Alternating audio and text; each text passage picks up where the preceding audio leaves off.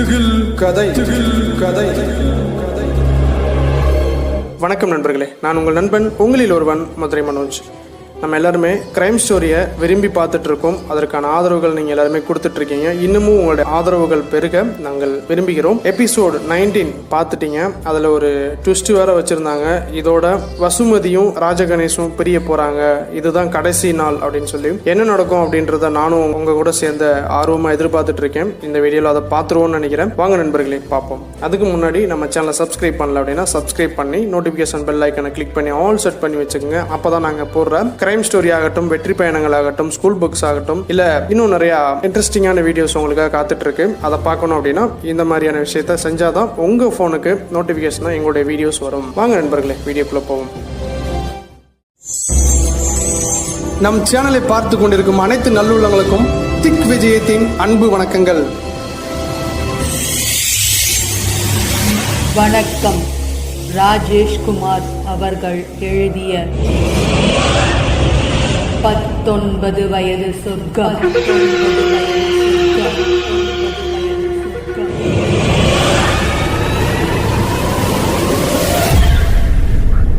திகில் தொடர் 20ஆம் பகுதி.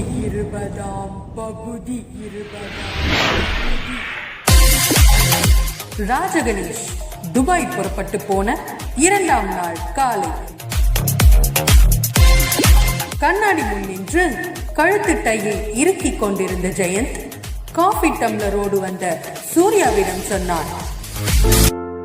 இந்த பாரு சூர்யா, பேச ஆள் கிடைச்சிச்சுன்ற சந்தோஷத்துல வசுமதிய நாள் பூரா உக்காத்தி வச்சு உன் வீட்டு பெருமைகளை சொல்லிட்டு இருக்காத. வீட்டுல போர் அடிக்கிற மாதிரி இருந்ததுன்னா ஏதாவது ஒரு ஏசி தியேட்டருக்கு போய் படம் பாருங்க, இல்ல ஏதாவது ஷாப்பிங் மாலுக்கு போயிட்டு ஷாப்பிங் பண்ணுங்க. சூர்யா கணவனை கோபம் பொங்க முறைத்துக் கொண்டே கையில் இருந்த காஃபி டம்ளரை ட்ரெஸ்ஸிங் டேபிளின் மேல் டொக் என்று வைத்தாள். முதல்ல நீங்க ஆபீஸ்க்கு கிளம்புங்க. நான் என் பிறந்த வீட்டு பெருமையா பேசுறேனா? நான் யார்கிட்ட எப்போ என் வீட்டை பத்தி பேசிருக்கேன்? நீங்க எப்ப கேட்டீங்க? விரல் விடுங்க பாக்கலாம்.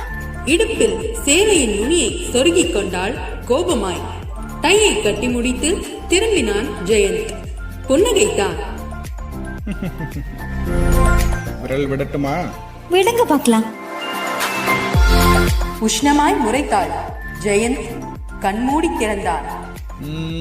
கேட்டுக்கோ, 2 வாரத்துக்கு முன்னாடி எதிர் வீட்டு ஹேமாவை நம்ம வீட்டு வாசப்படியில உக்காத்தி வச்சுக்கிட்டு, ஹேமா, எங்க தாத்தாவும் பாட்டியும் உயிரோட இருக்கிறவரை அந்த கோட்டை மாதிரி இருக்க வீட்டுல தினசரி 50-60 சொந்தக்காரங்க சாப்பிடுவாங்களாம்.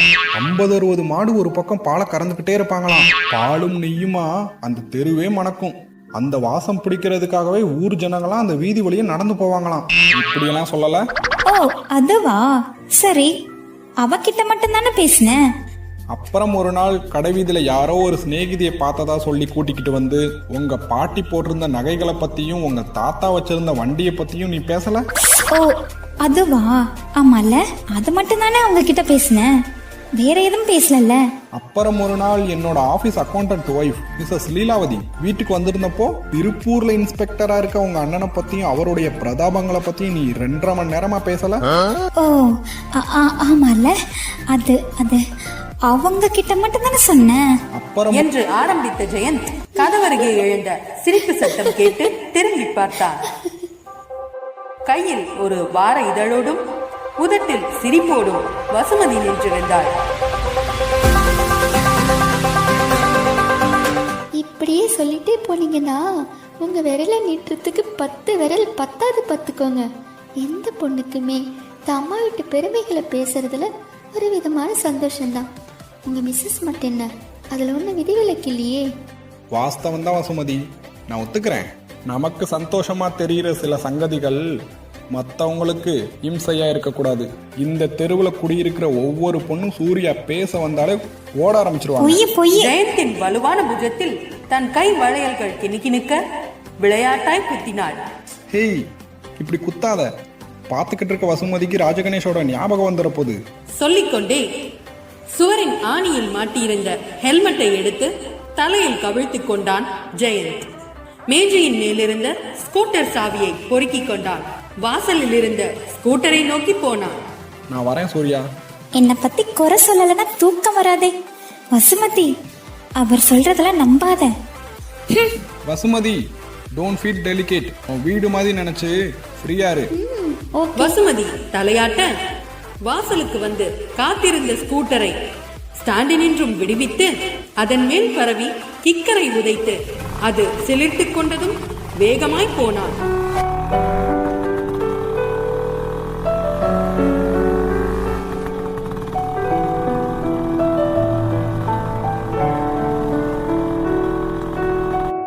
அவனுக்கு கையசைத்து விட்டு சூர்யா உள்ளே வந்தாள். வசுமதி வார இதழை புரட்டிக் கொண்டிருந்தாள். என்ன வசுமதி, டிஃபன் சாப்பிட்டு காஃபி சாப்பிட்டியா? இப்பதான் சாப்பிட்டேனே சூர்யா. திரும்ப ஏதாவது வேணுமா?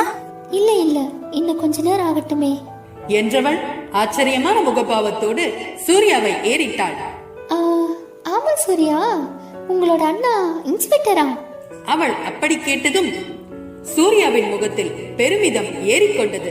ஓ ஆமா இல்ல, நான் இதை உங்ககிட்ட சொல்லவே இல்லைல்ல. எங்க அண்ணன் ஒரு கிரைம் பிரான்ச் இன்ஸ்பெக்டர் திருப்பூர்ல இருக்காங்க. ஓ அப்படியா? உங்க அண்ணா இங்கெல்லாம் வருவாரா சூர்யா? எப்பயாவது வருவாங்க. திருப்பூர்ல இருந்து கோயம்புத்தூருக்கு டிரான்ஸ்பர் கேட்டுட்டு இருக்காங்க. டிரான்ஸ்பர் கிடைச்சதும் கல்யாணம். வசுமதி ஏதோ கேட்பதற்காக வாயை திறந்த நேரம் வாசல் கதவு பக்கம் ஏதோ நிழலாடியது. வசுமதி, சூர்யா இருவருமே திருப்பி பார்த்தார்கள். எதிர் வீட்டு ஹேமாவும் அவளுடைய இரட்டை நாடி சரீர அத்தைக்காரியும் பட்டுப்புடவைகள் முடமுடக்க வாசற்படி ஏறிக்கொண்டிருந்தார்கள். சூர்யா வாசலுக்கு போனாள். அடடே ஹேமா, வா வா வா என்றவள் அத்தைக்காரியை பார்த்து வாங்கம்மா என்று சோஃபாவை காட்டினாள். எங்களுக்கு இப்ப உட்காரத்துக்குலாம் நேரம் இல்லம்மா சூர்யா.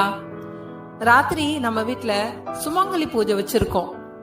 நீயும் அந்த புதுசா கல்யாணம் ஆன பொண்ணும் கண்டிப்பா வந்துடணும். பூஜை எத்தனை மணிக்குமா?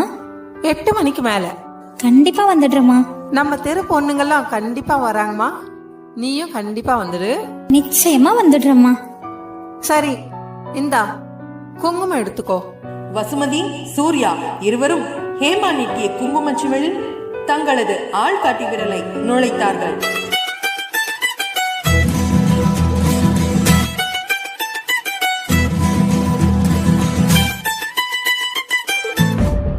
நம்ம சேனலில் வர ஒவ்வொரு வீடியோவும் நாடக வடிவில் தாங்க வந்துட்டு இருக்கு. நமக்கு நாடகம்னா ரொம்ப பிடிக்கும் தானே. அதில் நடிச்சிட்டு இருக்க ஒவ்வொரு நல்லுள்ளங்களும் எந்த ஒரு பணமோ பொருளோ எதிர்பார்க்காம நடிச்சிட்டு இருக்காங்க. அவங்களுக்கு நம்ம இன்னையில இருந்து பண்ண போறோம். அது ஒவ்வொரு வீடியோவிலையும் உங்களுக்காக வந்துட்டு இருக்கு. அதுதாங்க ஃபீட்பேக் ஃபார்ம். ஒவ்வொரு வீடியோவுக்கு கீழேயும் டிஸ்கிரிப்ஷன்லையும் கமெண்ட் பாக்ஸ்லையும் பின் பண்ணியிருப்போம். அதை கிளிக் பண்ணி நாங்கள் கேட்குற கேள்விகளுக்கு நீங்கள் உங்களுடைய கருத்துக்களை தெரிவிச்சிங்க அப்படின்னா அது எந்தவித எதிர்பார்ப்பும் இன்றி நமக்காக நடிச்சிட்டு இருக்க அந்த நல்ல உள்ளங்களுக்கு ஒரு உத்வேகமாக இருக்கும் அப்படின்னு நான் நம்புகிறோம். இதை நீங்கள் மறக்காம இந்த ஃபார்மை ஃபில் பண்ணுவீங்க அப்படின்னு நம்புகிறோம். இந்த வீடியோவை உங்களுடைய ஃப்ரெண்ட்ஸ் எல்லாருக்குமே ஷேர் பண்ணி இந்த ஃபார்மை ஃபில் பண்ணி ஆதரவு தெரிவிக்குமாறு உங்களை அன்புடன் கேட்டுக்கொள்கிறோம். அடுத்து என்ன நடந்திருக்கும்? காத்திருங்கள் அடுத்த பகுதிக்கு.